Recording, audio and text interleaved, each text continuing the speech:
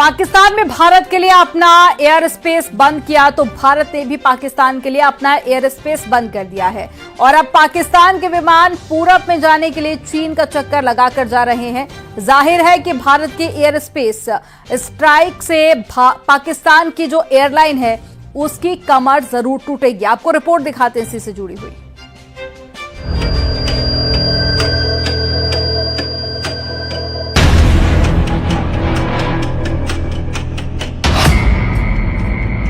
पाकिस्तान पर air space strike.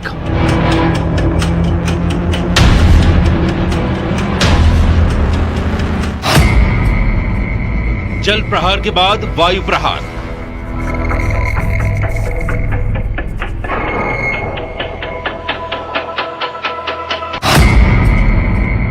एक के बाद एक भारत की स्ट्राइक। भारत ने पाकिस्तान को करारा जवाब देते हुए अपने एयर स्पेस को पाकिस्तान की उड़ानों के लिए बंद कर दिया है। पाकिस्तान ने भारत के लिए अपना एयर स्पेस बंद किया, उससे भारत को ज्यादा फर्क नहीं पड़ने वाला, लेकिन पाकिस्तान को पूरब में जाने के लिए भारत के एयर स्पेस की सख्त जरूरत है। लेकिन अब उसको ये सहूलियत नहीं मिलने वाली और उस पर एयर स्पेस वाली स्ट्राइक से उसका तगड़ा नुकसान होने वाला है। भारत के ऊपर पाकिस्तान एयरलाइन की उड़ान बंद। पाकिस्तान के प्राइवेट जेट भी नहीं भर सकेंगे उड़ान। पाकिस्तानी मिलिट्री के विमानों को भी इजाजत नहीं। पीआईए के लीज पर लिए विमानों पर भी लगाई गई पाबंदी। पाकिस्तान के लिए भारतीय एयर स्पेस पूरी तरह बंद। अब पाकिस्तान के विमानों को कहीं भी उड़ान भरना होगा तो उसे पूरे चीन का चक्कर लगाना होगा और ये भी संभावना है कि उन्हें चीन में उतरना भी पड़े ताकि आगे के सफर के लिए वो ईंधन भरवा सके। जाहिर है भारत ने पाकिस्तान की कमर तोड़ने वाला एक और फैसला लिया है। इसका सबसे बड़ा असर पाकिस्तान इंटरनेशनल एयरलाइंस की कुआलालंपुर जाने वाली दो रूट्स PK 8945 और PK 8989 पर पड़ा है। पहले ये फ्लाइट्स लाहौर से भारत होते हुए कुआलालंपुर जाती थीं, जिससे दूरी कम और वक्त बचता था। लेकिन भारत के एयर स्पेस बंद करने के बाद अब इन्हें चीन होते हुए जाना पड़ रहा है। इस नए रास्ते से 3 घंटे ज्यादा समय लग रहा है। कल से ही ये फ्लाइट्स नए रास्ते पर उड़ान भर रही हैं। जैसे को तैसा की नीति पर चलते हुए भारत ने साफ कर दिया है कि जवाब अब सिर्फ जमीन से नहीं आसमान से भी मिलेगा। भारत एक ही जगह से नहीं पाकिस्तान को हर जगह से तोड़ रहा है। कभी डिजिटल स्ट्राइक, कभी वाटर स्ट्राइक, कभी डिप्लोमेटिक स्ट्राइक, कभी इकोनॉमिक स्ट्राइक और अब एयर स्पेस स्ट्राइक। वही पाकिस्तान ने अपना एयर स्पेस बंद करके खुद अपने पैर पर कुल्हाड़ी मारी है और उसे लाखों करोड़ डॉलर की चपत लगने लगी है। पाकिस्तान को भारतीय विमानों से मिलने वाली ओवर फ्लाइट फीस का अब नुकसान उठाना पड़ेगा।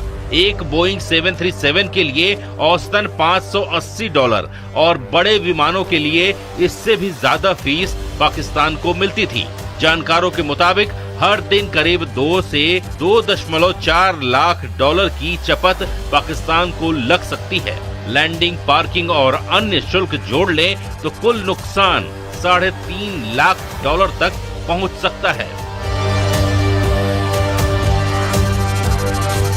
इससे पहले पुलवामा हमले के बाद भी पाकिस्तान ने भारतीय विमानों के लिए एयर स्पेस बंद किया था और उस दौरान उसे करीब $100 मिलियन का घाटा उठाना पड़ा था। लेकिन इस बार उसे दोहरी मार पड़ने वाली है।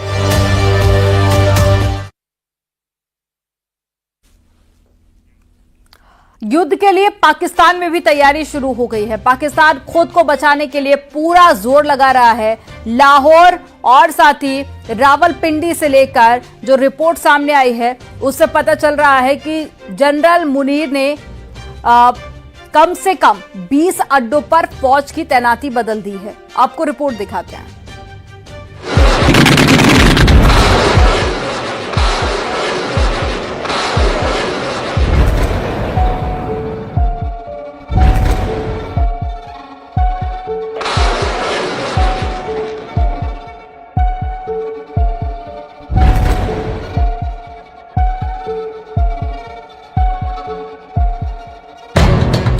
गुजरांवाला और सियालकोट में एयर डिफेंस अलर्ट पर है।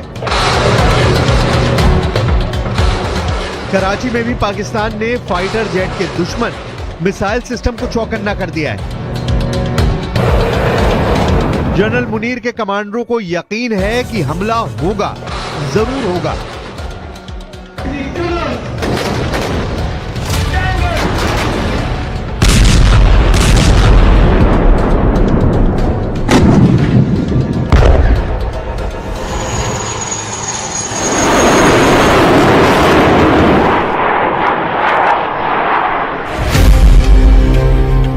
पाकिस्तान के पास 3 तरह के एयर डिफेंस सिस्टम हैं जो चीन से लिए गए हैं। पहला है FM-90 जिसकी रेंज 15 किलोमीटर तक है।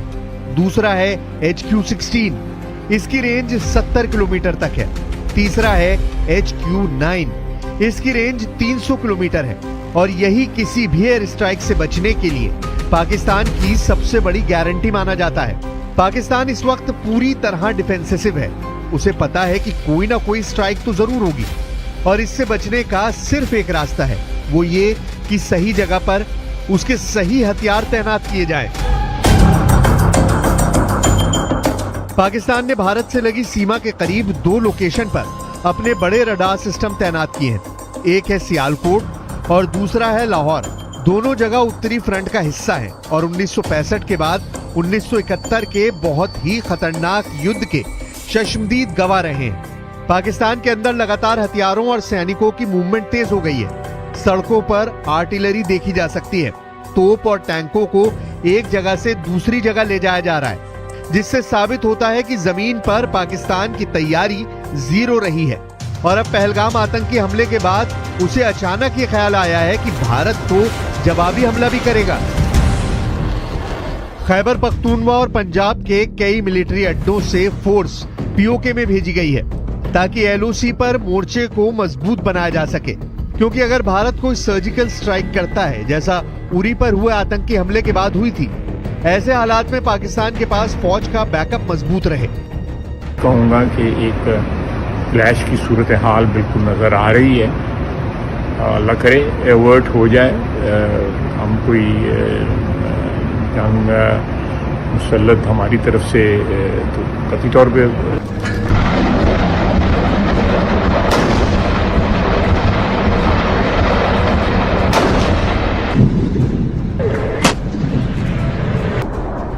पाकिस्तान पूरी तरह घिर चुका है। आसमान, जमीन और समंदर, तीनों मोर्चों से पाकिस्तान को अटैक का खतरा सता रहा है।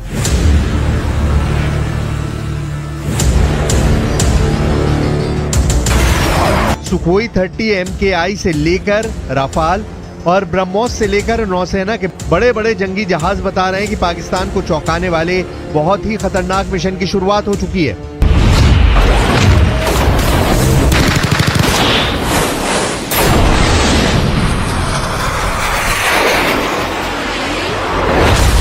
जनरल आसिम मुनीर को पता है कि उनको बहुत बड़ा सरप्राइज मिलने वाला है।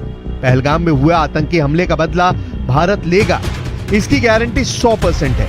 ऐसे में पाकिस्तान ने आसमान में बचने के लिए क्या तैनात किया है वो भी देख लीजिए। पाकिस्तान में AEWC यानी एयरबोर्न अर्ली वार्निंग वाले विमान, जैसे कि स्वीडन से लिया गया साफ 2000 एरियाई, ये 450 किलोमीटर की रेंज में हवाई गतिविधियों पर नजर रखता है।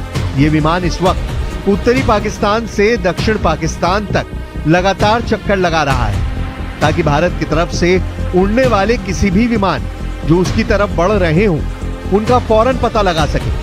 पाकिस्तान के पास ऐसे 9 विमान हैं जो लगातार भारत के बॉर्डर की तरफ बारी बारी से उड़ान भर रहे हैं।